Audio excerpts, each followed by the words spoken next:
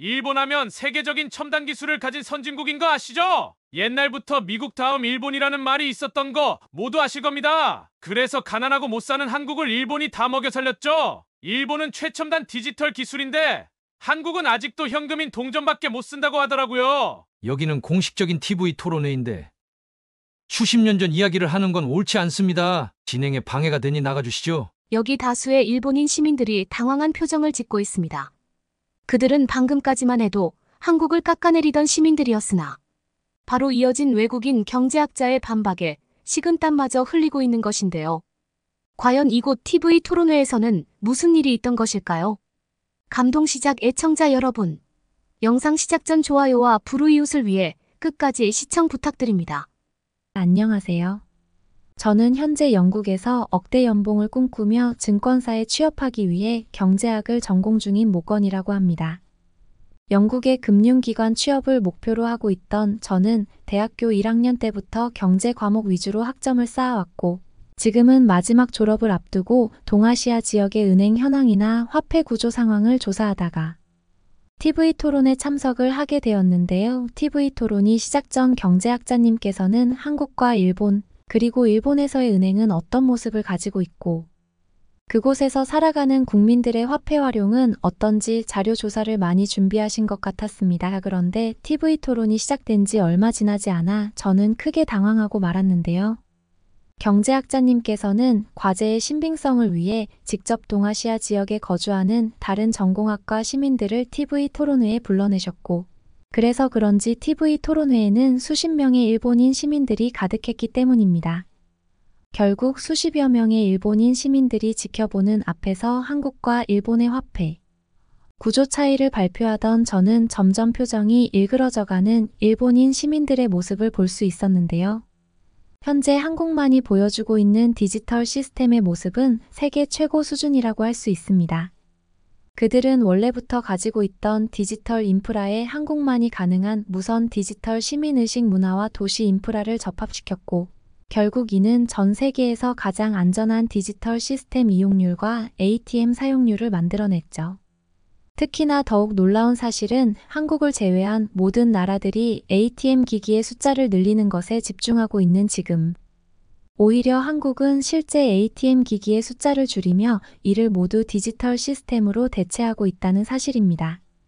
또한 더욱 주목해야 되는 통계는 한국의 ATM 기기 사용률이 사실상 0%나 다름없다는 사실이며, 이는 ATM 기계 설치 후 1년 내에 도난당할 확률이 20%나 되는 영국이나 일본과는 엄청난 차이라고 볼 수 있다는 사실이죠.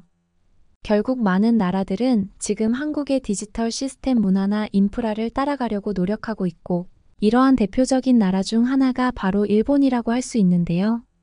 하지만 현재 일본은 한국과 대비되는 디지털 시스템 산업 발전의 실패를 여실히 보여주는 나라라고 할 수 있습니다.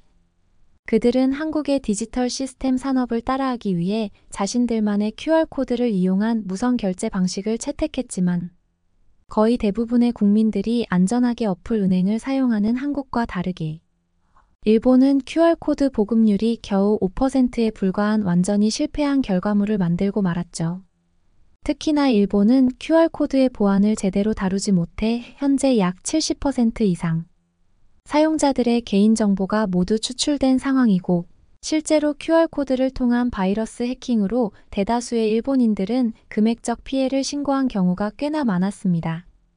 결국 지금 모든 나라가 따라하려고 하는 한국의 디지털 시스템은 강력한 선진국, 시민의식을 기본으로 하는 오직 한국만 가능하다는 결과를 추출할 수 있죠. 특히 한국의 대표적인 혁신 중 하나인 무선 디지털 기술은 은행권의 이용뿐만 아니라 핸드폰 하나로 모든 것을 누리고 시도할 수 있는 가상현실과 다름없는 세계를 만들었고, 이는 한국인들의 시간 효율을 급속도로 성장시켰습니다.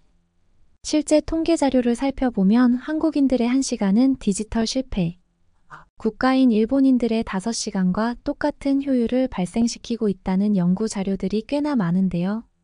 즉 한국인들의 빨리빨리 문화와 디지털 인프라가 합쳐져 그들은 마치 AI와 다름없는 엄청난 후반 발전 속도를 보이고 있다는 사실이며, 이것이 바로 우리가 한국이라는 나라의 디지털 시스템 산업이나 인프라를 롤모델로 삼고 따라야 하는 이유라고 생각됩니다. 한국은 이미 2020년대 지금 다른 나라들이 시도하고 있는 디지털 시스템 산업이나 인프라를 이미 완성시킨 상태였고, 지금 한국은 오히려 무선 인프라가 너무나 발전되어 오프라인 은행이나 실물, 마트와 같은 시간적 비효율을 발생시킬 수 있는 산업을 점차적으로 줄여나가고 있죠. 하지만 한국의 소름 돋는 점은 이뿐만이 아닙니다. 이러한 무선 인프라가 너무나 익숙한 나머지 한국인들의 도시 인프라를 살펴보면 대부분이 모두 무인으로 설치되어 있고, 이는 일본과 다르게 인건비나 사업 운영 비용을 획기적으로 낮추는 국가 인프라를 만들어냈죠. 상황이 이렇다 보니 한국에서는 그들만의 똑똑한 두뇌와 창의적인 사업들이 계속해서 생겨나고 있고, 이는 무선 디지털 기술이 기본 바탕이 되어 있는 한국만이 가능한 일상이라고 할 수 있습니다. 하지만 정말 무서운 사실은 한국인들은 이러한 생활을 너무나 평범하게, 그리고 당연하게 여기는 경지에 이르렀다는 사실인데요.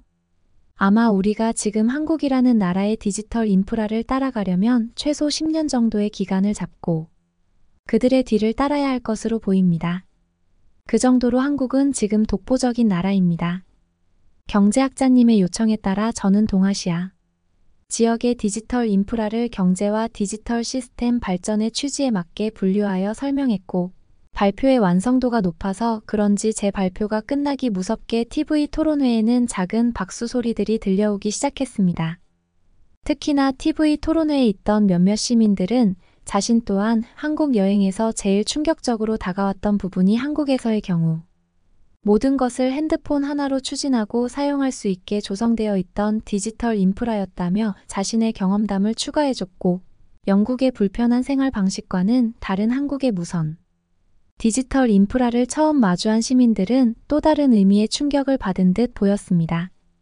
이뿐만 아니라 한국의 강력한 디지털 사업을 바탕으로 하는 부유한 경제 흐름과 그들의 월급 체계는 이미 일본이나 일본과도 엄청난 차이를 보이고 있었기에, 이러한 결과 또한 한국을 전혀 모르던 시민들에게는 한국이 저렇게나 부유하고 잘 사는 나라였냐는 충격을 주기도 했는데요. 그런데 바로 그 순간 한 일본인 무리가 제 발표 자체에 오류가 있다며 단체로 지적을 해오기 시작했습니다. 그들은 사실 저희 발표 초기부터 찡그린 표정과 함께 야유를 보내던 사람들이었고, 저는 일본의 현실에 대해서 말하고 있을 뿐 거짓은 단 하나도 없는데 저들은 대체 왜 그럴까 계속해서 그들을 주목하고 있었거든요. 그런데 아니나 다를까 바로 이어진 그들의 질문에 저는 곧 그 일본인 무리의 진짜 목적을 깨닫고 말았습니다. 저희는 위대한 나라 일본에서 태어난 실제 일본 출신 시민들입니다. 지금 한국과 일본 그리고 일본의 디지털 시스템 산업과 실제 현황을 말씀해 주셨는데, 대부분의 발표들이 허위 사실에 입각한 자료들로 구성되어 있어 몇 가지 질문을 드리고 싶은데요. 일단 첫 번째로 한국에는 은행이라는 시설이 거의 전무후무하다는 사실입니다. 물론 오프라인 은행이 몇 군데 있기는 하겠지만 한국은 기본적으로 아직도 디지털 인프라나 선진국 카드 결제 방식이 도입되어 있지 않아 대부분의 한국인들이 동전이나 지폐를 사용하는 철저한 원화 고립 국가인데, 어떻게 이런 나라의 은행 시스템을 롤모델로 삼자는 것인지 이해가 되지 않는데요. 제가 지금 말하고 있는 것은 한국의 위쪽에 있는 북한을 말하는 것이 아닙니다. 지금 여러분들이 생각하고 있는 일반적인 대한민국, 철저히 후진국으로 지정되어 있는 남한을 말하는 것입니다. 사실 그래봐야 한국은 남한과 북한이 거의 동일한 도시 인프라 수준이나 월급 체계를 가지고 있지만, 현재 한국인들은 여러 방송 매체를 통해 그들의 이미지를 속여왔던 것뿐이죠. 하지만 여기에 있는 사람들은 그 사실을 전혀 모르는 것 같습니다. 은행 인프라가 발전하려면 당연히 그 나라가 실제 화폐를 사용하는 빈도수가 높고 기본적인 소득이 뒷받침되어야 하는데, 한국은 지금 일본보다 더욱 고립적인 동전 사용 국가입니다. 한국의 지폐를 관리하는 국가기관에서 아직까지도 동전을 찍어내는 것을 보면 그 실체를 확실히 알 수 있죠. 하지만 일본은 이러한 한국의 모습과는 완전히 반대입니다. 화폐 개혁의 혁신적인 선두 국가인 일본은 지금 한국은 시도조차 못하는 QR코드 결제 시스템으로 모든 국민들의 디지털 화폐와 편리성을 증가시켰습니다. QR코드의 무선 결제 방식 산업이 성장하다 보니 일본인들은 자연스럽게 월급이나 생활비가 더욱 증가했고, 이는 국가 자체가 더더욱 부유해지는 효과를 만들어냈죠. 하지만 아까의 발표들은 일본을 완전한 디지털 후진국으로 설명한 것이 전부입니다. 위대한 일본 출신 국민이 지금 이 TV 토론회에 있는데 왜 그런 거짓말을 하면서까지 일본을 후진국 한국과 비교하는지 도저히 용납이 안 되네요. 실제로 일본을 처음 방문한 외국인들이 제일 놀라는 것이 마치 가상현실 세계처럼 느껴지는 일본의 모습입니다. 그런데 아직 동전을 사용하면서 월급이 적어 은행까지 갈 필요가 없는 한국과 한국인들을 롤 모델로 삼으라니. 당신은 혹시 한국 정부 기관에서 파견을 온 사람입니까? 왜 자꾸 한국을 올려치기 하는지. 한국의 진짜 실체를 알고 있는 저희 일본인들로서는 그저 웃음이 나올 뿐입니다. 특히나 지금 일본이 시도하고 있는 QR코드 무선 시스템을 한국이 도입시키려면 그들의 더러운 도둑질 문화부터 없애야 합니다. 물론 그러한 스마트 시스템을 구현할 수 있는 기술력마저 지금 없는 것이 현실이겠지만 한국은 현재 도둑질의 국가나 다름없는 무방비의 국가입니다. 즉 한국에서는 열심히 일을 해도 전혀 의미가 없고 그저 길거리에 있는 남의 옷이나 돈을 훔치거나 그들이 그렇게나 자랑하는 무인 편의점이나 무인 가게들을 털면서 하루하루를 살아가는 사람들이죠. 그들이 무인 디지털 기술력이 없는데 무인 상점 인프라의 숫자를 늘린 이유가 있습니다. 한국 정부는 대외적으로 한국인들이 가난하다는 사실을 숨기기 위해 무인 기술이 없으면서도 일부러 무인 편의점이나 상점을 늘려 한국인들이 그러한 가게를 털어 생활을 할 수 있게 만들었고 이는 정말 충격적인 한국의 현실이죠. 특히 한국 여행을 갔을 때 제일 불편한 게 바로 모든 것을 지폐나 동전으로 구매해야 된다는 사실입니다. 그들은 카드 결제라는 시스템이 거의 없는 것이나 마찬가지여서 일본처럼 편리한 생활 자체를 할 수 없는 상태예요. 제 말이 진실이 아니라면 직접 한국을 한번 가보세요. 무려 5명 이상이 모여있던 그 일본인 무리들은 계속해서 한국인들은 동전과 지폐를 사용하는 화폐 후진국이라는 주장을 했고 이는 굉장히 기괴해 보였는데요. 사실 그들의 반박이 시작되고 단 1초 만에 저는 이상한 의문점을 느꼈지만 현재 일본인들의 한국을 향한 열등감이나 선동 방식이 얼마나 심각한지 직접 확인하고 참교육을 하기 위해 그들의 구질구질한 반박 발표를 끝까지 기다렸거든요. 하지만 그들의 주장은 정말 단 하나의 진실도 없는 그저 소설 속의 허구와 같은 주장이 전부였고 이는 카드 사용률이 제일 높은 나라가 한국이라는 사실을 알고 있는 저와 같은 경제공학자나 은행권의 사람들에게는 그저 웃음이 나는 수준의 주장이었기 때문입니다. 하지만 그 일본인 시민들은 이러한 상황을 아는지 모르는지 자신들의 주장에 반박을 하고 싶다면 적법한 자료를 가지고 반박을 하라면서 더욱 날뛰기 시작했고 저는 결국 상황을 보다 못해 경제학자님께 추가적인 답변의 시간을 요구하고 그들에게 반박을 이어나갔는데요. 저는 일단 저희 핸드폰을 TV 토론회 화면에 연결시키고 한국 길거리를 볼 수 있는 평범한 유튜브를 송출했는데 이미 그때부터 일본인들은 눈앞의 화면을 확인하자마자 입을 꼭 닫기 시작했습니다. 현재 보이는 게 한국의 길거리 모습입니다. 이미 여기에서부터 우리는 저 일본인 시민들의 주장이 거짓이라는 것을 알 수 있죠. 한국은 단순한 도시 길거리의 모습을 가지고 있지 않습니다. 그들의 평범한 도시에는 화면에 보이는 것처럼 무인 가게들이 굉장히 많이 있고 그러한 무인 가게들에는 카드 단말기가 무조건적으로 설치되어 있죠. 이것이 무엇을 의미하는지 아십니까? 그만큼 한국에서의 은행 결제 시스템이나 카드 사용률이 세계 최고 수준이라는 말이며 그 정도의 부유함을 가진 국가라는 사실입니다. 하지만 방금 반박을 표한 일본인 시민들의 거주지인 일본을 볼까요? 보시는 것처럼 무인 가게는커녕 아직도 카드 단말기가 없는 상점이 굉장히 많습니다. 그저 중심 수도와 멀리 있는 외곽 지역뿐만 아니라 도쿄 내부에서도 약 60% 이상의 상업 이용 가게들이 카드 단말기를 가지고 있지 않죠. 이미 여기에서부터 한국과 일본은 엄청난 경제 수준의 차이가 난다는 것을 확인할 수 있습니다. 정말 당신들의 주장처럼 일본이 화폐 선진국이고 부유한 국가였다면 한국보다 더욱 많은 무인 상점이나 카드 단말기가 확보되어야 하지 않을까요? 하지만 일본은 영토와 인구수는 한국보다 몇 배로 많은데 은행권의 결제 사업은 현저히 그 규모가 작습니다. 그리고 자연스럽게 이러한 현상은 일본의 실물화폐 이용률을 증가시켰죠. 즉 당신들이 주장했던 동전과 지폐를 고집적으로 사용하는 나라는 바로 일본과 일본이라는 말입니다.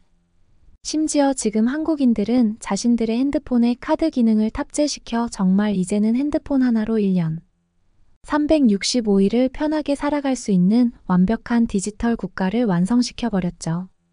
그리고 놀랍게도 한국은 이러한 기술을 세계 각국에 선한 영향력으로 퍼뜨리고 있습니다. 그들이 가지고 있는 똑똑한 자본 능력과 대기업, 인프라를 이용해 다양한 나라들에게 디지털 기술의 장점을 널리 알려주고 있죠. 상황이 이렇다 보니 현재 영국의 대부분 여행사들은 오직 한국의 이러한 편리한 생활만을 직접 체험하는 여행 코스마저 나타나고 있어요. 그저 관광이나 먹거리에 치중되어 있는 여행이 아닌 오직 한국만이 가능한 그들의 무인 기술력을 이용한 편리한 삶을 직접 체험하는 매우 특이한 관광 코스라고 할 수 있죠. 즉 현재 한국인들의 삶은 그 자체만으로 다른 사람들의 동경이 되고 있다는 말입니다. 그리고 이러한 한국과 일본의 자본 격차나 기술 격차는 방금 우리가 확인할 수 있었던 일본인들의 거짓 선동을 발생시키고 있죠. 아직 그 수가 많은 것은 아니지만 영국의 몇몇 영향력 있는 대학교들을 중심으로 일본인 시민들의 한국 깎아내리기식 발표가 이어지고 있습니다. 그들이 정부의 지시를 받았는지 아니라면 그저 한국인들에게 부러움을 느끼는 일본인들의 특징에서 시작된 것인지는 모르겠으나 너무나 분명하게도 그들은 한국의 실제 생활을 거짓으로 전달하고 마치 한국이 자신들보다 못 살고 기술력이 없는 나라라고 다른 사람들에게 소개하고 있죠. 하지만 영상 매체의 기술 발달로 이제는 그러한 선동이 전혀 통하지 않습니다. 심지어 한국은 그러한 디지털 기술력이 극도로 발달한 나라예요. 방금 일본인 시민 무리가 수십여 분에 걸쳐 거짓 정보를 말했지만 제가 한 것은 그저 한국인들의 실제 생활을 보여주는 유튜브 화면을 송출한 것이 전부입니다. 하지만 일본인 시민들은 아직까지도 입을 꾹 닫고 아무런 말도 하지 못하고 있죠. 아마도 그들은 한국이 실제로는 영상 속에 이런 나라라는 사실을 알고 있었을 것입니다. 한편으로는 안타깝게 생각합니다. 현재 일본은 한국과 확연히 차이가 나는 경제 후진국의 모습을 보이고 있고 그들의 악랄한 시민의식과 체계적인 교육이 없다는 문제점에서 오는 비도덕적인 문제들은 일본을 스스로 무너뜨리고 있죠. 특히나 아까 주장하셨던 월급과 생활에 관한 부분에서도 한국과 일본은 큰 차이가 나고 있습니다. 지금 한국에서의 1시간당 최저시급은 이미 1만 원에 근접해 있습니다. 그리고 이러한 차이는 자연스럽게 월급의 격차도 불러일으킵니다. 일본인들은 계속해서 한국은 동전을 쓰고 가난한 나라라고 하지만 이렇게 수치적으로 확인해보면 몇 배 이상의 생활력 차이가 난다고 할 수 있죠. 실제로 일본인들의 평균 임금을 확인해 볼까요? 자료에서 볼 수 있는 것처럼 사실상 평균 임금을 측정하기 불가능할 정도로 비고용자들이 많은 것은 물론 평균 임금도 200만 원에 그치고 있습니다. 제일 경제활동이 활발한 한국의 30대 평균 임금이 400만 원에 육박하고 있는 모습과는 정말 엄청난 차이라고 할 수 있죠. 이렇게 확실한 수치 자료들이 있는데 당신들은 왜 한국에게 열등감을 느끼고 있습니까? 한국이 정말 부럽다면 지금이라도 한국으로 이민을 가서 열심히 생활을 해보세요. 물론 당신들이 보여준 비열하고 좋지 못한 비도덕적인 시민의식은 한국인들에게 불쾌감을 유발하고 있고 당신들을 받아주지도 않을 것이지만요. 제 말이 끝나기 무섭게 상황을 지켜보던 경제학자님께서도 그 일본인 시민들에게 방금까지 주장했던 발언들에 대한 증거 자료를 제출하라고 하셨고 그렇지 못한다면 앞으로의 강의 참석은 불가능하다는 강한 통보를 하셨는데요. 일본인 시민들은 무엇이 그렇게 화가 나는지 몸까지 부들부들 떨며 자기들끼리 수군거리고만 있었고 저는 그러한 그들의 모습에 그저 황당할 따름이었습니다. 실제로 오늘의 강의 주제였던 동아시아 지역의 화폐 발전 속도나 디지털 인프라에 딱 맞는 주제가 후진국, 일본과 선진국 한국의 기술 비교였는데 실제 일본인 출신들이 너무나 민감하게 반응하니 강의 자체가 순조롭게 진행되지 않았기 때문이죠. 결국 경제학자님께서는 그 일본인 시민들에게 더 이상 강의를 방해하지 말고 나가달라고 했고 TV 토론회에 있던 다른 시민들도 일본인 시민들에게 싸늘한 눈초리를 보내며 그들이 빨리 사라져주기만을 기다리는 것 같았습니다. 그런데 무리 속에 있던 한 일본인 시민은 또다시 분위기 파악을 하지 못한 채 뜬금없이 한국이라는 나라 자체가 일본이 만든 나라인데 그럼 그들의 디지털 기술은 자연스럽게 일본이 전수해 준 것이 아니냐면서 더욱 황당한 주장을 하기 시작했는데요. 지금 보여주신 영상들은 절대 믿을 수 없는 것이 사실입니다. 당신이 직접 영상을 조작해서 이 TV 토론회에서 보여줬을지 그것을 누가 판단할 수 있나요? 하지만 노력을 높이 사서 한국이 어느 정도 동전을 안 쓰는 디지털 화폐 국가라고 칩시다.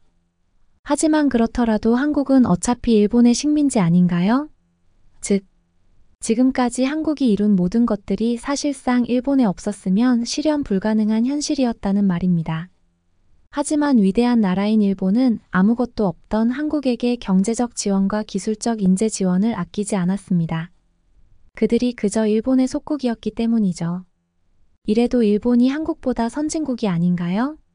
일본 시민은 자신의 말에 스스로도 자신이 없는 듯 TV 토론회 사람들의 눈치를 보며 다시 한번 기괴한 주장을 하기 시작하고 역시나 일본인 시민의 말이 끝나기 무섭게 경제학자님께서 직접 나섰는데요. 경제학자님께서는 한국이 일본의 속국인 이유를 지금 당장 대보라면서 마이크를 잡고 소리치셨고 단호한 경제학자님의 주장에 일본 시민은 크게 당황한 듯 보였습니다. 심지어 경제학자님은 현재 일본이 시도하고 있는 한국의 고유한 문화 강탈 현상이 지금 이러한 거짓 선동 피해까지 만들고 있다며 일본인 시민을 향해 크게 꾸짖는 반박을 진행하셨는데요. 당신과 같은 일본인 시민들을 저는 꽤 많이 마주해 왔습니다. 하지만 매우 놀라운 사실은 그들 모두가 하나같이 한국을 주제로 하는 강의에서 정말 엄청나게 예민한 반응을 보인다는 사실이죠. 그리고 저는 하나의 결론에 도달할 수 있었습니다. 그들 모두가 진정으로 한국에서 살아가기를 원하지만 아직도 일본의 처참한 현실을 깨닫지 못했다는 사실을 말이죠.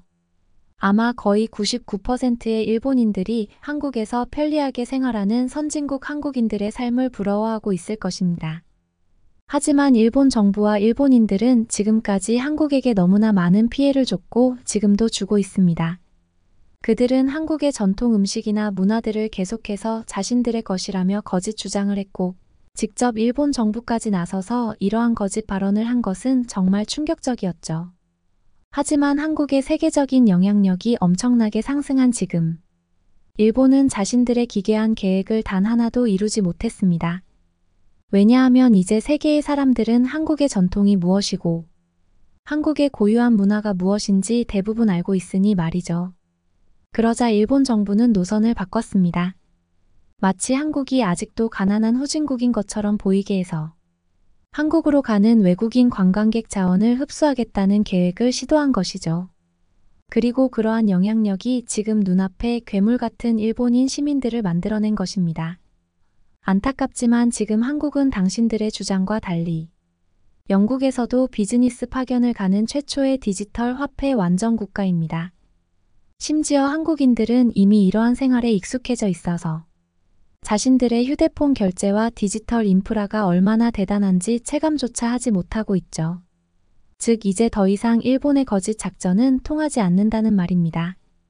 그리고 그보다 더더욱 확실한 것은 현재도 그리고 앞으로도 한국은 다른 나라들의 디지털 산업 발전의 표준이 되어주면서 전 세계 유일한 완전 디지털 결제 국가로 거듭난다는 사실이죠. 그게 바로 한국이 가진 무서운 저력입니다. 그러면 더욱 감동적인 다음 사연으로 넘어가겠습니다. 한국의 한 언론 매체에서 방송되는 뉴스에 한 한국인이 두 손으로 입을 막고 놀라고 있습니다.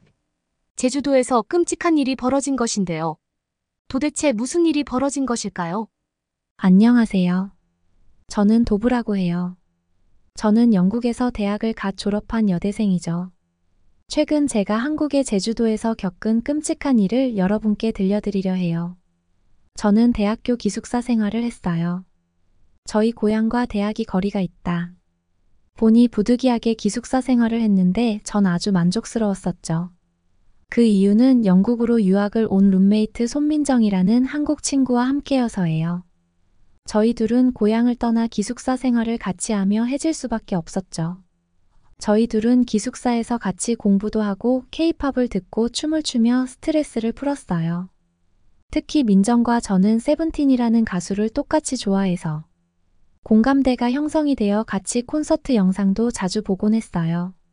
민정이 덕분에 저는 기초적인 한국어도 배우고 한국 문화를 접하게 되었고, 민정이 외국 유학 생활을 하며 어려운 부분은 제가 도와주며 우정을 쌓아 나갔죠. 졸업이 다가올 무렵, 민정이 졸업 후 한국으로 여행을 가자고 제안했어요.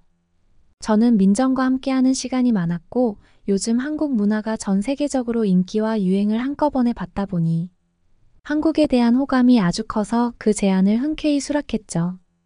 주변에서도 한국 여행은 한 번은 가봐야 된다는 얘기를 많이 들어서 너무 설레었고, 졸업식이 얼른 오길 기다렸어요. 드디어 고대하던 졸업식의 날이 찾아왔고, 졸업식을 마치고 저희 둘은 한국으로 여행을 출발할 날짜를 잡았어요. 민정과 이야기를 나누고 몇 달이 지난 후 저는 설렘을 가득 안은 채로 한국행 비행기에 몸을 실었어요. 한국까지 비행 시간이 길긴 했지만 제가 요즘 즐기고 있는 문화권이기 때문에 시간이 지날수록 설레임이 가득해지기 시작했죠. 한국의 인천공항에 도착을 하니 민정의 부모님이 우리를 반겨주었어요.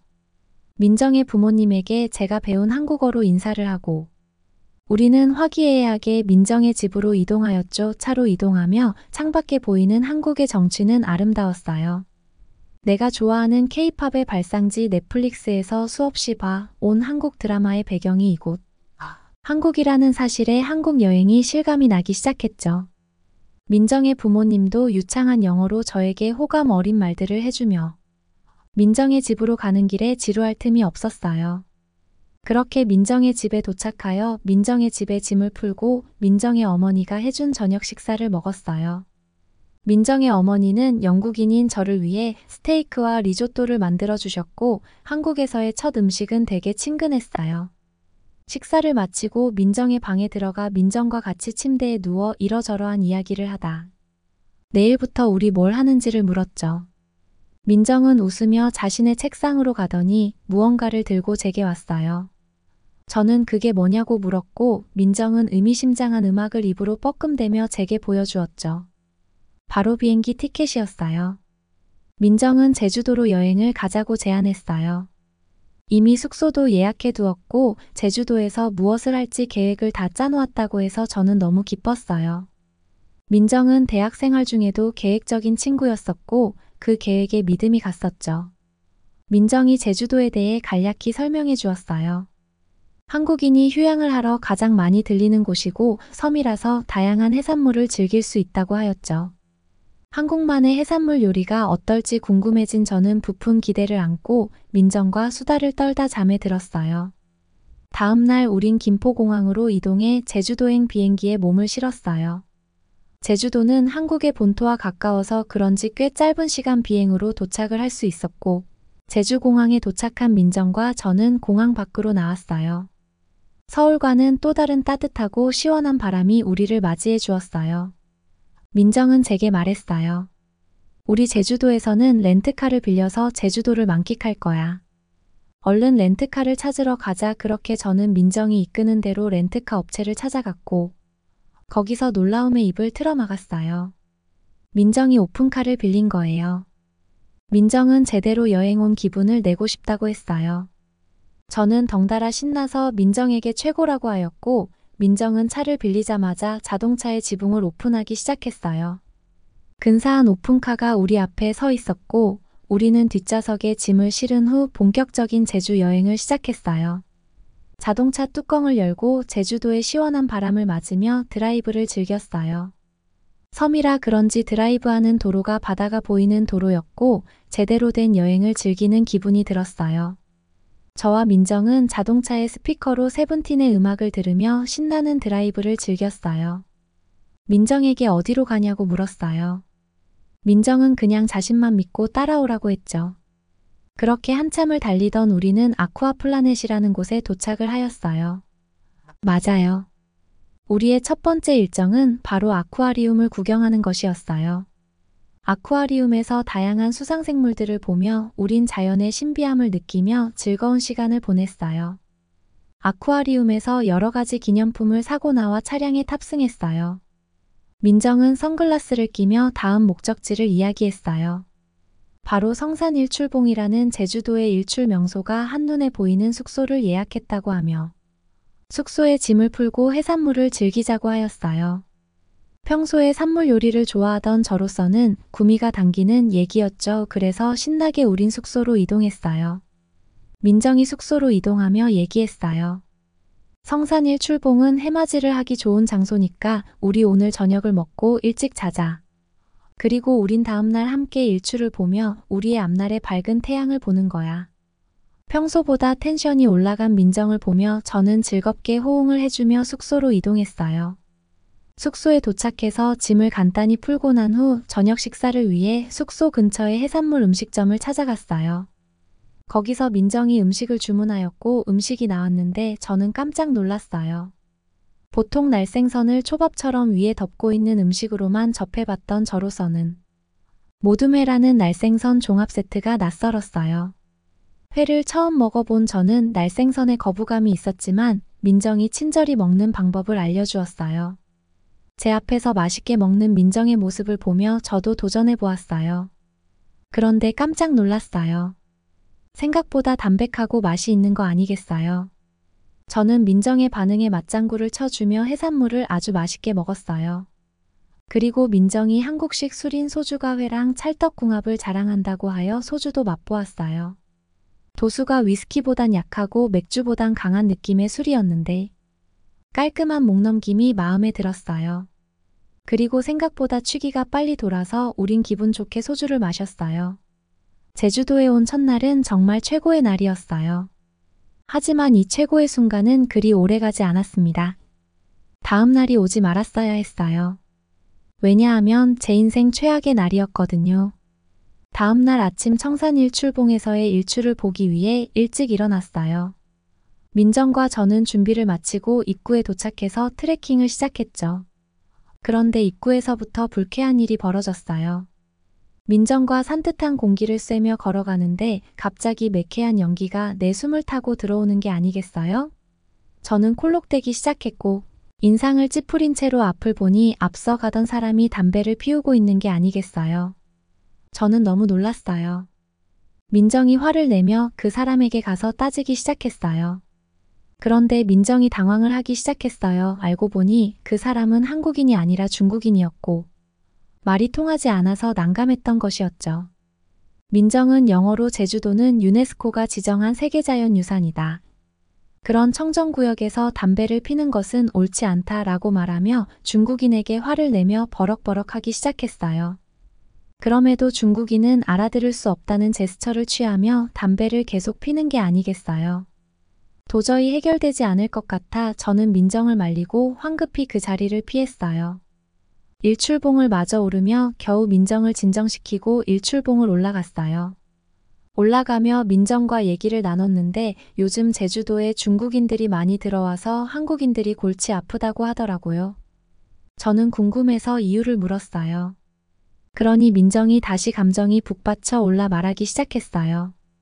중국인들이 몰상식한 행동을 많이 해 제주도에 온 중국인들의 범죄도 심각해. 아내는 제주도 시내 한복판에서 중국인 아이가 바닥에 똥을 싸는데 엄마는 말리지도 않고 내버려 뒀다는 뉴스까지 나왔다니까 저는 그 말에 경악을 할 수밖에 없었지만 민정에게 중국인들 잘 피해서 즐겁게 여행을 마무리하자고 민정을 타이르며 일출봉에 올라갔어요. 드디어 우린 일출봉 정상에 도착하였고 머지않아 해돋이가 시작되었어요. 멀리서 떠오르는 태양을 보며 다시 불편했던 마음이 사그라들며 떠오르는 해를 바라봤어요. 하지만 그게 오래가지 않았죠. 옆에서 중국인 무리가 또 담배를 피워대기 시작하는 거예요. 심지어는 단속 요원들이 나타나 제지했음에도 불구하고 바로 담배를 끄지 않고 다 피워댄 다음에 아무렇지 않게 풀숲으로 꽁초를 던지는 게 아니겠어요. 민정은 그 모습을 보고 또 화가 나는 듯 보였어요. 저는 민정을 데리고 그 자리를 피해 일출봉을 내려왔고, 민정은 이런 상황이 여행 온 저에게 불편함을 줬다는 생각에 미안하다고 했어요. 감정이 절제가 안 된다고 했죠. 하지만 저도 민정을 이해했어요. 자신의 나라에서 저렇게 몰상식한 관광객을 본다면 저라도 화가 날 것 같았거든요. 민정은 떨어진 분위기를 다시 정화하려는 듯 기분 좋은 목소리를 내며 우리 밥 먹으러 가자. 제주도에는 직접 해산물을 잡으러 물속으로 들어가는 해녀들이 많아. 제주도 해녀들이 직접 잡은 해산물로 음식을 만드는 음식점을 가자. 엄청 신선할 거야. 라고 했어요. 저는 어제 먹었던 해산물도 맛있었기에 해녀라는 분들이 잡아주는 신선한 해산물이 궁금해서 좋다고 했죠. 저희는 차를 타고 이동하였고 가까운 거리에 해녀의 집이라는 해산물 식당을 방문했어요. 전복 버터구이와 해산물찜을 주문했고 음식이 나왔어요. 정말 맛이 기가 막혀 아침에 불편했던 기분이 다 사라졌어요. 중국인 때문에 좋지 않았던 생각들이 전복 버터구이와 해산물찜에 두드려 맞으며 머릿속에서 점점 지워져가는 느낌이 들며 잊혀지기 시작했고 기분이 좋아지기 시작했죠. 음식점을 나와 민정이 아이스크림을 먹자고 제안을 했어요. 해산물찜이 약간 매웠던 저는 아주 좋은 생각이라 말하였고 그렇게 우린 제주도의 한 편의점에 들렀어요. 그러나 편의점에 들렀을 때 또다시 경악할 만한 광경을 목격했어요. 벽에 비치된 테이블 위에서부터 바닥까지 쓰레기들이 산더미같이 쌓여 있었고 편의점 사장은 한숨을 쉬며 쓰레기를 정리하고 있는 게 아니겠어요. 민정이 놀라 사장과 뭐라고 대화를 하였고 대화가 끝날 무렵 민정이 점점 얼굴이 상기가 된 채로 제게 와서 어찌된 일인지 설명을 해줬어요. 중국인들이 단체로 와서 음식을 먹고 저렇게 방치해놓고 갔대. 진짜 오늘 중국인들 무슨 날 잡았나봐 라고 했어요. 그 말을 들은 저는 중국인들이 이제는 싫어지기 시작했어요. 왜 다른 나라에 와서 저런 만행을 저지르고 다니는지 이해가 가지 않았죠. 매너라고는 하나도 찾아볼 수 없는 느낌이었어요. 저는 서둘러 사장님을 도와드렸고 민정도 저와 함께 편의점을 청소하는 것을 도왔어요. 3명이서 뭉쳐서 청소를 하니 순조롭게 빨리 정리를 할 수 있었고 편의점 사장이 고맙다고 하며 뭐 마실 거라도 챙겨가라고 하셨어요. 공짜로 주시겠다고요? 우리는 괜찮다고 하고 아이스크림을 사기 위해 아이스크림 진열대로 갔어요. 그 모습을 본 사장님이 아이스크림 공짜로 줄 테니 그냥 먹으라고 하며 요즘 잘 나가는 아이스크림을 4개씩이나 챙겨주며 가면서 먹으라고 했어요. 감사의 표시라고 하면서요. 우리는 극구 거부했는데 사장님이 우리에게 사양 말라며 편의점 밖으로 떠밀며 끝까지 감사하다고 말하셨어요. 정말 땡큐맨이었죠. 우리는 오히려 공짜로 주셔서 오히려 저희가 감사하죠. 라고 말하며 편의점을 나왔고 아이스크림 봉지를 개봉하며 민정에게 말했어요. 중국인의 무례함에 한국인들이 힘들 것 같아 하지만 그럼에도 한국인들은 너무 친절해 고마워. 민정 여행의 즐거움과 힘듦이 공존해야 더 기억에 남는다고 하는데 이젠 지쳐 앞으로 제주도에서 좋은 추억만 쌓자라고 말했어요.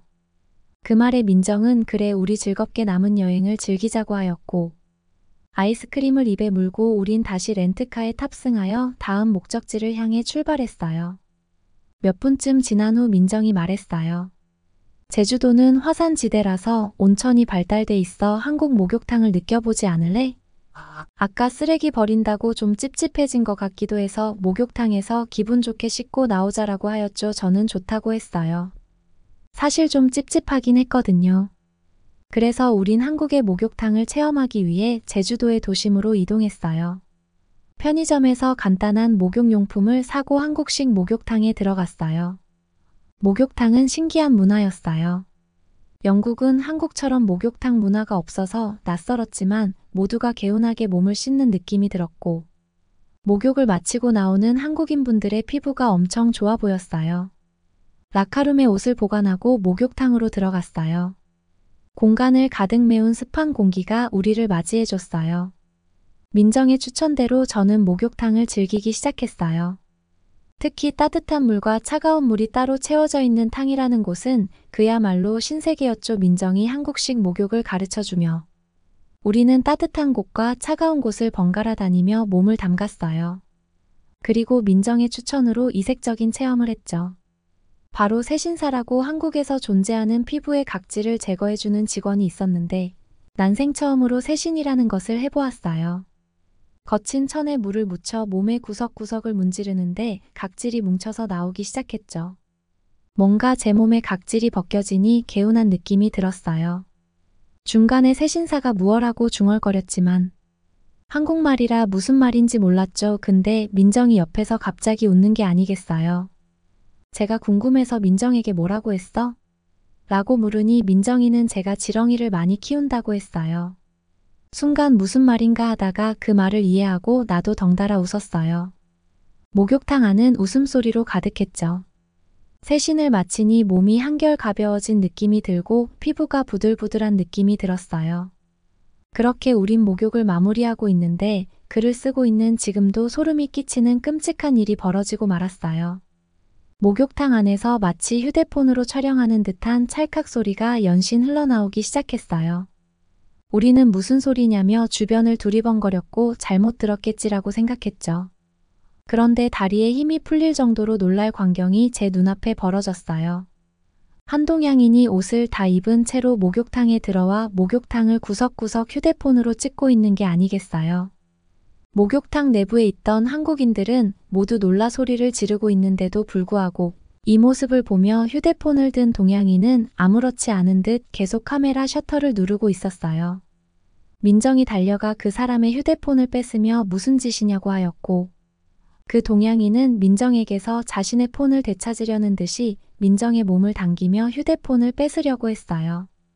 저는 이 모습이 너무 두렵고 소름이 끼쳐서 계속 주저앉아 있었고 이윽고 목욕탕 주인이 들어왔고 목욕탕 주인에게 민정이 폰을 건네주고 목욕탕 안에 몇몇 한국인들이 촬영한 여성을 다 같이 붙잡고 목욕탕을 나갔어요. 저는 멍하게 앉아 있다. 부끄러움에 따뜻한 탕 안에 들어가 몸을 담그었고 멍하니 잔잔한 물만 바라보고 있었어요. 시간이 지나고 민정이 들어왔고 저에게 괜찮은지 물어본 후 우리 얼른 나가서 옷 입고 이곳을 벗어나자고 하였어요. 정신이 없던 저는 알겠다고 하고 민정에게 의지한 채로 밖으로 나왔어요. 옷을 갈아입는 라카룸에는 여성 경찰들이 와 있었고 촬영을 하던 동양인을 붙들고 밖으로 나가고 있었어요. 민정이 옷을 다 입어갈 때쯤 제게 말했어요. 사진 촬영한 사람도 중국인이야. 나 진짜 중국인이 너무 싫어. 한국에서 저렇게까지 민폐를 끼치는데. 한국 정부가 뭐 하는 건지 이해가 안 가. 중국인들 다 한국에서 쫓아내고 싶어라고 하며 투덜거렸어요. 전 중국인이라는 말에 또 충격을 받았고 노이로제가 걸릴 것 같았어요. 한국이란 아름다운 나라에서 중국인들이 피해를 주고 있는 게 너무 싫었기 때문이에요. 그리고 나의 즐거운 여행을 망치는 주된 요인이 중국인이라는 것에 화가 나기 시작했죠. 민정이 말했어요. 우리 이제 중국인을 피해서 다니자. 되도록 제주도 외곽으로 다니고 유명한 관광지들을 피해 다니면 그나마 중국인들을 덜 만날 거야. 우리 여행이 이렇게 중국인들 때문에 더럽혀지는 게 싫어. 너도 그렇지 않아? 나는 그 말에 극한 공감을 하며 그렇게 하자고 했어요. 중국인을 또 만난다면 이제 제가 오히려 화를 낼 것 같았거든요. 그리고 그 이후 우리는 중국인을 피해 제주도 여행을 진행하였어요. 어딜 가나 중국인이 있는지 살피고 없으면 마음을 놓았고 꼭 가봐야 하는 관광지가 있으면 주변을 살피며 중국인들처럼 보이면 최대한 거리를 두며 관광지를 즐겼죠. 마음 편하게 여행을 마무리하지 못한 우리는 서울로 복귀하는 비행기를 타기 전까지 드라이브만 하며 우리 둘이 조용한 장소를 찾아다니기만 했어요. 렌트카를 반납하고 다시 서울행 비행기에 몸을 실을 때에도 비행기 내에 몇몇 중국인들의 중국어가 들려왔어요. 그 소리도 듣기 싫어서 귀에 이어폰을 꽂고 노래를 들으며 서울에 왔어요. 서울에 도착해서 민정의 집으로 곧바로 향했어요. 집에 도착한 우리는 기운이 다 빠져 집에서 하루 쉬기로 했어요. 그렇게 마음을 추스르고 그 다음 날부터 민정과 남은 일정을 서울에서 보내며 다양한 한국의 모습을 느끼고 저는 영국으로 다시 귀국했어요. 귀국행 비행기에서도 몇몇 중국인들이 보였죠. 저는 한국에서의 좋지 않은 감정으로 가득 찬 중국인들을 꺼려하기 시작했어요. 중국인을 피해 다니는 지경에까지 이르렀죠. 무사히 영국에 도착하여 부모님이 계신 고향으로 갔어요. 그리고 집으로 돌아와 부모님께 얘기를 하니 마음고생 많았겠다며 제 걱정을 해주며 위로해 주셨어요. 그렇게 고향에서 부모님과 함께 시간을 보내며 한국에서의 기억이 흐려질 무렵 민정이 연락이 왔어요. 제주도에서 제가 겪었던 일들이 한국에서 뉴스에 나올 정도로 이슈화가 되었다고 하는 거예요. 그리고 목욕탕에 불법 촬영을 하던 그 중국인은 본국으로 추방당했다고 해요. 그리고 한국 입국 금지 명령을 받았다고 하더라고요. 저는 한숨을 돌리며 다행이라고 했지만 그때의 기억이 다시 떠오르며 다시 소름이 끼치기 시작했어요. 한국 뉴스에 나올 정도로 중국인이 한국에서 벌이는 만행이 너무 극심해 보여서 한국이 걱정되기 시작했죠. 바람이 있다면 한국에게 피해를 입히지 않는 중국인들이 되었으면 좋겠어요. 그리고 매너를 좀 챙겼으면 해요. 저도 이렇게 트라우마처럼 남은 일인데 한국인들은 오죽할까 하는 생각이 들어요. 한국 여러분 고생 많아요. 한국인 여러분 힘내세요. 인천국제공항 근처에 바다가 보이는 한식당. 한국에 여행 온 네덜란드인 가족들이 단란하게 식사를 하고 있는데요. 그러나 아버지로 보이는 남성의 표정이 어딘가 심상치가 않습니다. 바로 그때 눈시울이 붉어진 중년. 남성은 결국 눈물을 참지 못하고 흐느끼기 시작합니다. 아버지가 우는 모습을 난생 처음 보고 깜짝 놀란 딸은 갑자기 왜 우시느냐고 물어봅니다. 사실 네덜란드 아버지는 딸이 한국 여행을 권하자 굉장히 탐탁지 않게 여기며 반대했던 사람입니다. 네덜란드에도 경치 좋고 쉬기 좋은 휴양지가 많은데 아시아 구석에 있는 나라에 뭐하러 돈을 쓰냐고 잔소리만 하던 짠돌이 아버지였죠. 과연 짠돌이 아버지가 한국에 와서 처음으로 딸에게 눈물을 보인 이유는 무엇일까요? 안녕하세요. 저는 네덜란드인 아로아라고 합니다. 저는 네덜란드의 영주권을 얻어 살아가고 있지만 제 핏줄에는 벨라루스인의 피가 흐르고 있답니다. 저희 부모님은 2000년대 벨라루스의 독재자 알렉산더 루카센코의 악랄함을 피해 여기 네덜란드로 도망쳐 왔습니다. 네덜란드에서 10년 넘게 살고 나서야 귀화를 할 수 있었고 그 당시 저도 부모님과 함께 귀화하며 저희 가족은 네덜란드인이 됐습니다. 우연히 부모님의 젊을 적 사진들을 발견했던 적이 있는데 한눈에 보기에도 꽤 여유로운 집안에서 사셨다는 것을 느낄 수 있었어요. 그런 환경에서 자란 부모님께서 조국에서 도망쳤을 때는 좋지 못한 이유가 있었겠지만 부모님은 그 이유에 대해서는 단 한 번도 설명해 주신 적이 없었습니다. 벨라루스를 떠났을 당시에는 저도 너무 어린 나이였기 때문에 기억이 잘 나지 않네요. 네덜란드로 넘어온 뒤 부모님은 엄청나게 고생을 많이 하셨는데요. 돈을 벌 수 있다면 뭐든지 닥치는 대로 일을 하셨고 밥값조차 아끼시면서 돈을 모았습니다. 엄청난 고생 끝에 저희 가족은 네덜란드 사회에서 무사히 적응했습니다. 저희 가족이 운영하고 있는 가게만 해도 총 3개입니다. 카페 2개와 식당 1개를 운영하고 있죠. 넉넉한 형편이 되었지만 그동안 살아온 세월 때문일까요? 아버지의 건강이 갑자기 악화되었습니다. 저희 아버지는 한평생 병원비가 비싸다는 말을 달고 사셨습니다. 어느 날은 엄마가 아빠와 건강검진을 받고 싶다면서 외출하신 적이 있는데 몇 시간도 안 돼서 몰골이 많이 상한 채로 들어오시더라고요. 원하는 진료과를 체크하는 곳마다 비싸다고 하는 아빠를 보고 화가 난 엄마가 엄청 뭐라 한 모양이었습니다. 그렇게 아버지는 아픈 곳을 꼭꼭 숨긴 채로 살아오셨습니다. 가난했던 과거는 아버지에게만 영향을 끼친 것은 아니었습니다. 어린 시절 가난했던 가정 환경 때문에 저는 제가 원했던 인형들을 거의 갖지 못했습니다.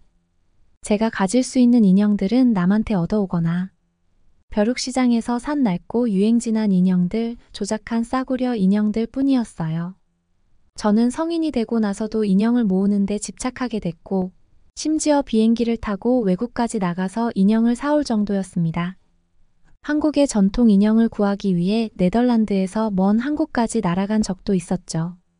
저는 인형을 구하는 김에 여행도 즐길 겸 한국에서 2박 3일을 보내고 왔는데요. 처음에는 인형이 목적이었는데 어느새 저는 한국이라는 나라에 푹 빠져버렸습니다. 한국은 볼 것도 많고 사람들도 친절하며 수준 높은 시설들과 편의 요소들이 많은 살기 좋은 나라였습니다.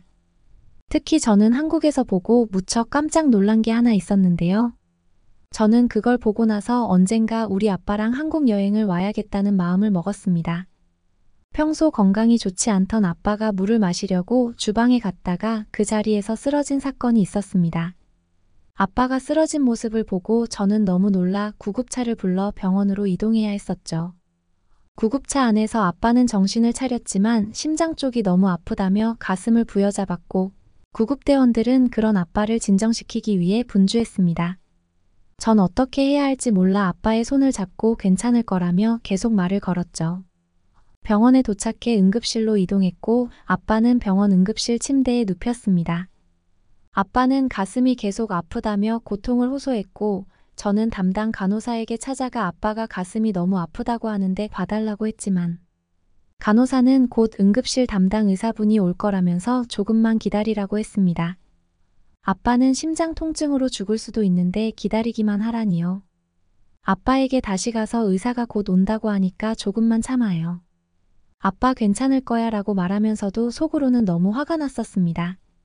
시간이 한참이 지나서야 다가온 의사라는 사람은 아빠의 상태를 이리저리 살피더니 MRI를 찍어보는 게 좋겠다며 간호사에게 의료 용어를 쓰면서 지시했습니다. 뒤늦게 아빠는 MRI를 찍기 위해서 들어갔고 전 환자 대기실에서 가슴을 부여잡고 한참을 기다렸습니다. 아빠는 다시 응급실 침대로 돌아왔고 통증이 조금 가셨는지 제 손을 잡고 이젠 괜찮다며 오히려 저를 안심시켜 주셨습니다. 그때 간호사분이 찾아와 보호자는 이쪽으로 오라고 하더군요. 그래서 갔더니 MRI 결과를 보여주시면서 심장으로 이어지는 혈관이 매우 좁아져 있어 순간적으로 온 쇼크였을 거라고 했습니다. 약을 처방해 줄 테니 약을 받아가고 식이요법 등도 문자로 보내드릴 테니 집에서 관리하시면 좋을 것 같다고 하셨습니다. 만약 퇴원 후 또 쓰러지시면 곧바로 병원으로 와야 한다는 당부도 의사는 했습니다. 괜찮은 건지 물었는데 의사는 아직은 괜찮을 것 같다며 너무 걱정하지 말라고 했습니다. 아빠와 집으로 돌아온 뒤 저는 시간의 소중함을 깨닫고 아빠와 함께하는 시간을 더 많이 가져야겠다고 생각했습니다. 그리고 몇 개월 뒤 아빠의 생일을 앞두고 저는 부모님께 한국 여행을 가자고 제안했습니다. 아빠는 기차만 타도 유럽 여기저기를 저렴하게 여행할 수 있는데 먼 비싼 비행기를 타고 먼 나라까지 가서 돈 쓰냐고 돈 아까운 줄 모른다고 또 잔소리를 시작했습니다. 저는 실제로 가보면 웬만한 유럽 선진국보다 한국이 훨씬 좋다고 말씀드렸지만 아버지의 반응은 탐탁지 않았습니다. 하지만 저와 어머나가 계속 같이 한국에 가자고 설득하니 아버지는 결국 백기를 들고 말았습니다. 아빠의 고집에 따라 유럽에 싸구려 저가 항공사의 비행기를 타고 힘들게 온 저희 가족은 인천에 도착해 본격적인 한국 구경을 시작했습니다. 인천 앞바다를 구경하다 카페에 들어가 가족들과 커피를 마시고 있던 저는 탄산이 들어간 음료를 마시다가 목이 말라 카페 점원에게 물을 달라고 했는데요. 아버지는 또 쓸데없는데 돈 쓴다고 난리도 아니었습니다. 그러나 제가 웃으면서 아버지에게 공짜다라고 말을 하자 엄청나게 당황하시더군요. 저희 아버지는 이렇게 깨끗한 물을 공짜로 준다는 것에 무척 충격받은 듯 했습니다. 네덜란드 레스토랑과 카페에는 물을 먹으려면 사 먹어야 하는 경우가 많습니다. 만약 돈을 지불하지 않으려면 수돗물을 떠달라고 해야죠.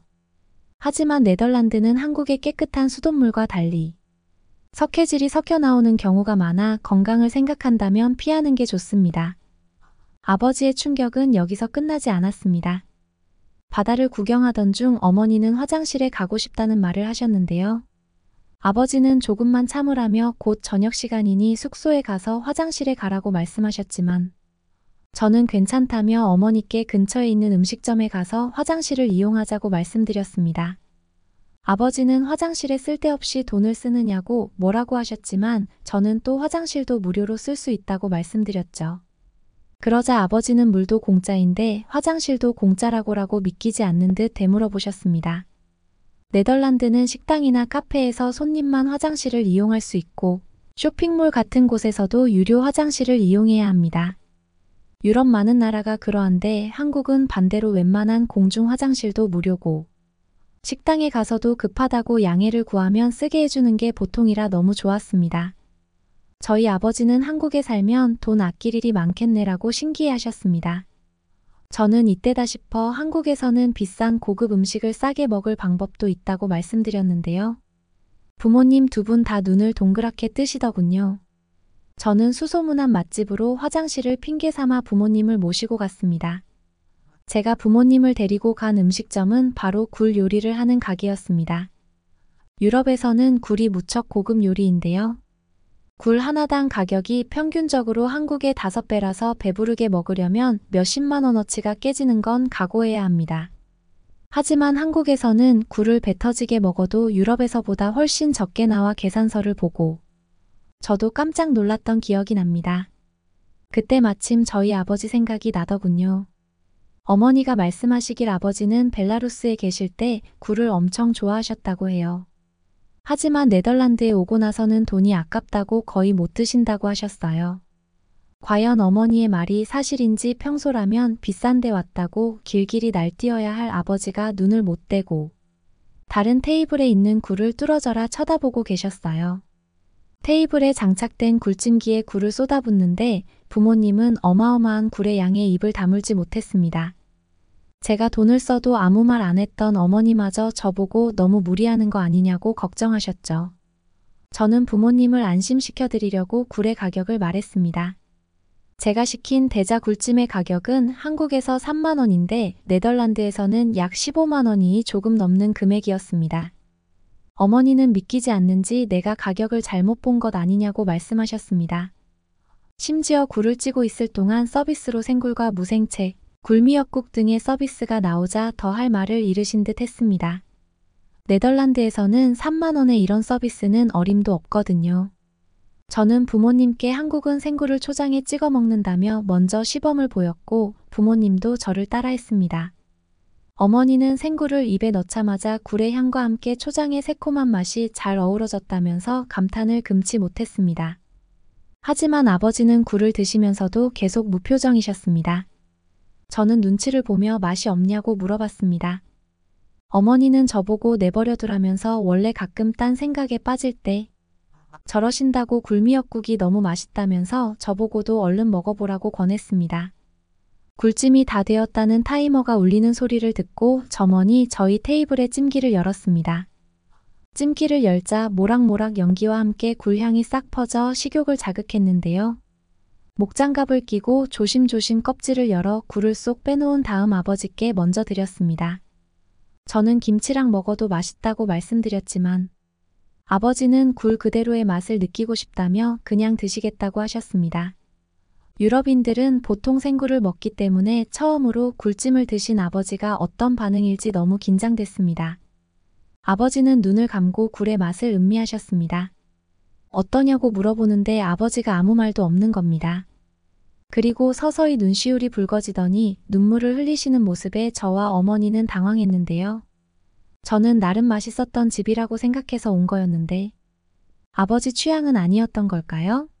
하지만 아버지는 곧 눈물을 닦으시더니 저에게 고맙다라고 말씀하셨습니다. 무뚝뚝한 아버지는 생전 남에게 아쉬운 소리도 안 했지만 고맙다나 미안하다는 말도 안 하시는 분이셨습니다. 그런 아버지가 저한테 고맙다는 말을 하다니 믿기지 않더군요. 한국 굴식당에서 저는 생애 처음으로 아버지의 진짜 속마음을 들을 수 있었습니다. 아버지의 젊은 시절은 고단함의 연속이었는데요. 네덜란드어가 서툰 외국인 노동자가 할 수 있는 일은 한계가 있었고 온갖 막노동과 자비를 하며 생계를 유지했지만 워낙 물가가 비싸니 삶은 팍팍했습니다.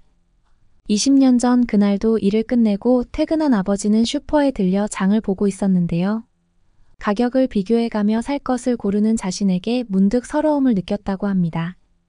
뼈 빠지게 일해 돈을 버는데도 돈 한 푼에 벌벌 떨어야 하는 인생이라니. 아직 젊고 충동적이던 아버지는 욱하는 마음에 내가 이렇게 열심히 사는데 먹고 싶은 것 하나 못 먹나 생각이 들어 이 근처 수산물 시장에서 구울 박스채 사들고 집에 들어왔습니다.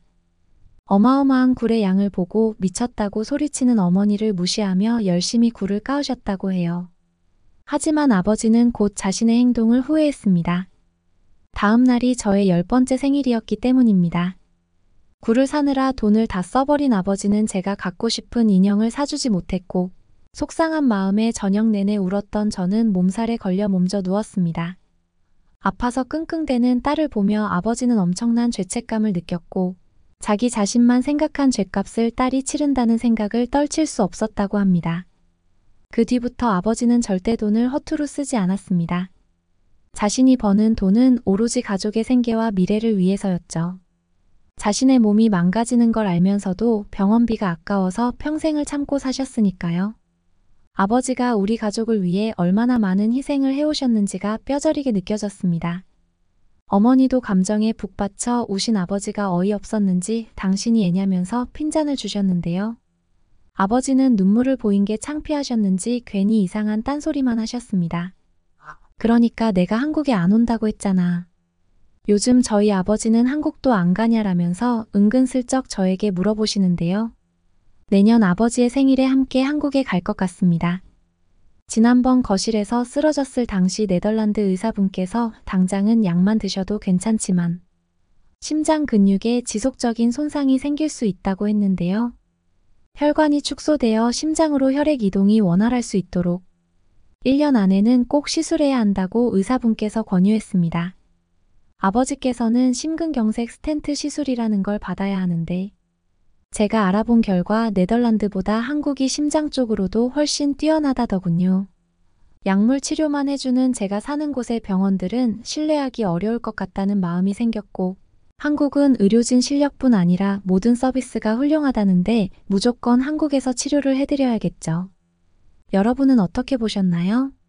응원과 격려의 한마디씩을 댓글로 남겨주시기 바랍니다. 사연자분들에게 전달해드리겠습니다. 실제 사연 제보를 받고 있습니다. 채택되신 분께는 작은 선물도 보내드리고 있습니다. 저희의 사연이 여러분의 하루에 작은 힘이 될 수 있었으면 좋겠습니다. 감동적인 사연을 주변 분들과 이야기 나눠보세요. 더욱더 좋은 영상으로 다시 찾아뵙겠습니다.